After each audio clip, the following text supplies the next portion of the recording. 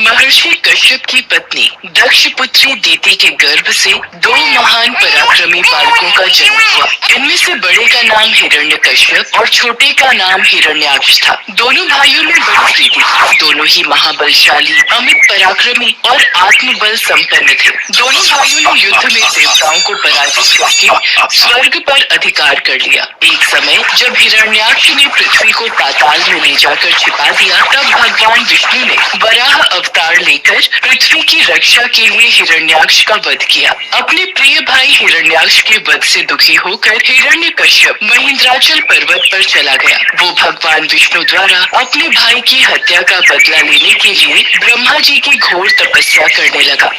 ओम ब्रह्मदेवाय नमः। ओम ब्रह्मदेवाय नमः। ओम ब्रह्मदेवाय नमः। यही सही समय है दैत्यों को परास्त करने का। हिरण्यकश्यप अपने राज्य में नहीं है। देवराज इंद्र, फिर तो हम दैत्यों पर आक्रमण कर देते हैं। इस तरह विचार करके देवताओं ने हिरण्यकश्यप के राज्य पर आक्रमण कर दिया और उन्हें राज्य विहीन कर दिया। दैत्यगण इस युद्ध में पराजित हुए और पाताल लोक को भाग गए। देवराज इंद्र, लगता है सारे दैत्य डरकर पाताल लोक में जाकर छिप गए हैं। बस हिरण्यकश्यप की पत्नी कयाधु ही महल में शेष है। हिरण्यकश्यप की पत्नी कयाधु को बंदी बना लो। देवराज इंद्र ने हिरण्यकश्यप के महल में प्रवेश करके उसकी पत्नी कयाधु को बंदी बना लिया। कोई बचाओ, मेरी रक्षा करो। नहीं, हम एक दैत्य की पत्नी को यूं खुला महल में नहीं छोड़ सकते। ये हम सभी देवताओं के लिए हानिकारक है। देवराज इंद्र कयाधु को बंदी बनाकर ले जाने लगे। तभी रास्ते में उनकी देवर्षि नारद से भेंट हो गई। नारायण नारायण। देवराज इंद्र, कयाधु को कहाँ लेकर जा रहे हो? देवर्षि नारद, इसके गर्भ में हिरण्यकश्यप का अंश है। अगर वो जीवित रहा तो एक दैत्य और जन्म ले लेगा। मैं ऐसा कदापि नहीं होने दूंगा। नहीं देवराज इंद्र, कयाधु के गर्भ में पल रहा शिशु आगे चलकर भगवान विष्णु का परम भक्त बनेगा। इसे मारना तुम्हारी शक्ति के बाहर है, अतः इसे छोड़ दो।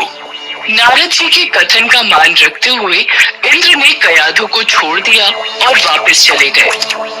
नारद जी कयाधु को अपने आश्रम में ले आए और उससे बोले, बेटी, तुम यहाँ आराम से रहो जब तक तुम्हारा पति हिरण्यकश्यप अपनी तपस्या पूरी करके नहीं लौटता। तुम इसी आश्रम में रहोगी। हे देवर्षि, आपने मेरी और मेरी होने वाली संतान की रक्षा की। मैं सदैव आपकी आभारी रहूंगी। कयाधु उस पवित्र आश्रम में नारद जी के सुंदर प्रवचनों का लाभ लेती हुई सुख पूर्वक रहने लगी, जिसका गर्भ में पल रहे शिशु पर भी गहरा प्रभाव पड़ा। भगवान विष्णु के नाम का जाप कयाधु और उसके होने वाले बच्चों के कानों में सदैव पड़ता था। धीरे धीरे समय बीता और कयाधु ने एक पुत्र को जन्म दिया, जिसका नाम प्रहलाद रखा गया। इधर हिरण्यकश्यप की कठोर तपस्या पूरी हो चुकी थी। ब्रह्मा जी प्रकट हुए। हिरण्यकश्यप, मैं तुम्हारी तपस्या से प्रसन्न हूँ। मांगो, क्या वरदान मांगते हो? ब्रह्मदेव, मुझे ऐसा वरदान दीजिए, मुझे न कोई घर के भीतर मार सके, न घर के बाहर, न अस्त्र से, न शस्त्र से, न दिन में, न रात में, न मनुष्य से और न पशु से, न आकाश में, न पृथ्वी में। ठीक है पुत्र, यदि तुम्हारी ऐसी ही इच्छा है तो मैं तुम्हें ये वरदान प्रदान करता हूँ। वरदान मिलने के बाद हिरण्यकश्यप को अपने ऊपर अहंकार हो गया और वो तीनों लोगों पर अत्याचार करने लगा। कुछ समय के बाद कयाधु भी प्रहलाद को लेकर राजमहल में आ गई। भक्त प्रहलाद शिक्षा दीक्षा ग्रहण करने गए तो वहाँ भी वो श्री हरि का नाम ही जपते थे। जब ये बात हिरण्यकश्यप को पता चली तो वो क्रोध में आ गया। अरे, ये बड़ा दुरात्मा है, इसको मार डालो। अब इसके जीने से कोई लाभ नहीं है, क्योंकि ये शत्रु प्रेमी तो अपने कुल का ही नाश करने वाला हो गया है। नहीं नहीं स्वामी, ऐसा मत कीजिए। मेरे लाल, मेरे बालक को छोड़ दीजिए। ये आपका पुत्र है।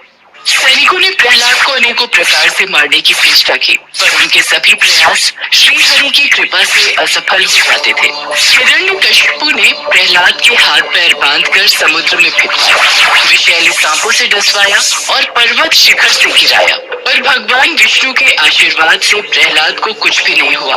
विष मिला भोजन खाने के बाद भी प्रहलाद पर कोई असर नहीं हुआ। जब प्रहलाद को मारने के सब प्रकार के प्रयास विफल हो गए, तब हिरण्यकश्यप की बहन होलिका उसके पास आई और बोली, भैया आप निश्चिंत रहिए, मैं प्रहलाद को गोद में लेकर अग्नि में बैठ जाऊंगी। आपको याद है ना, मेरे पास ब्रह्मा जी द्वारा दी हुई वह शॉल है, जिसे ओढ़कर मेरे ऊपर अग्नि का कोई प्रभाव नहीं होता।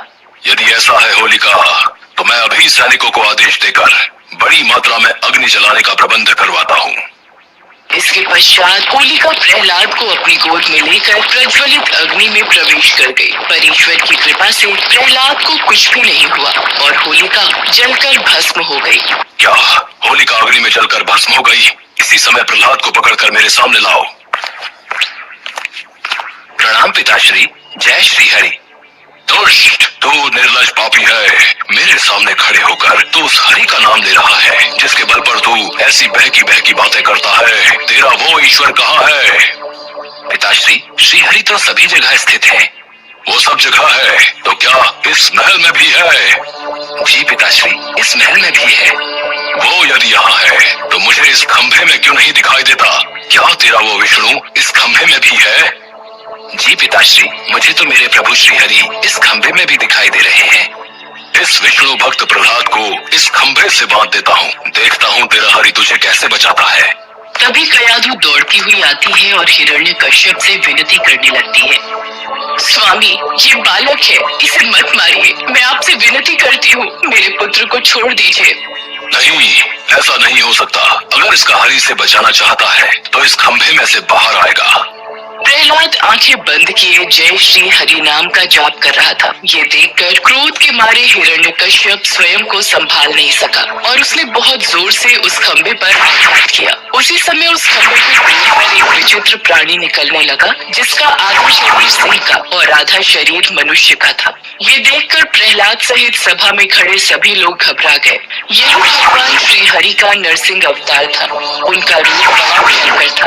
उनकी तपाए हुए सोने के समान पीली पीली आंखें थी। उनकी दाढ़ें बड़ी विकराल थी और वो भयंकर शब्दों से गर्जन कर रहे थे। उनके निकट जाने का साहस किसी में नहीं हो रहा था। ये देखकर हिरण्यकश्यप सिंहनाद करता हुआ हाथ में गदा लेकर नरसिंह भगवान पर टूट पड़ा। तब भगवान और हिरण्यकश्यप के बीच युद्ध आरंभ हो गया। नरसिंह भगवान ने हिरण्यकश्यप को झपट कर दबोच लिया और उसे सभा की चौखट पर ले जाकर अपनी जांघों पर गिरा लिया और बोले, हे हिरण्यकश्यप, ब्रह्मा जी के वरदान का आदर करते हुए मैं तेरा वध कर रहा हूँ। न दिन है न रात है, संध्या बेला है, न घर के भीतर न ही बाहर। मैं तुझे चौखट पर मार रहा हूँ।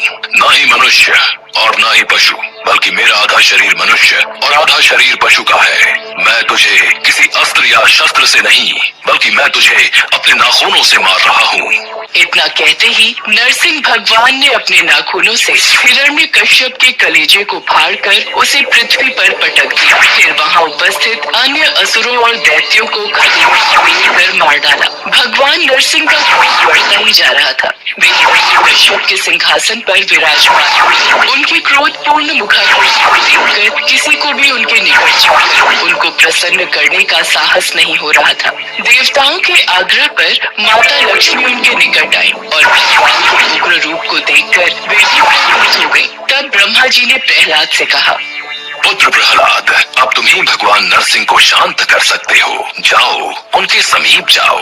प्रहलाद भगवान नरसिंह के समीप जाकर हाथ जोड़कर उनके चरणों में बैठ गए और भगवान नरसिंह के क्रोध को शांत किया। तत्पश्चात भगवान नरसिंह प्रहलाद को प्यार करने लगते हैं और प्रहलाद के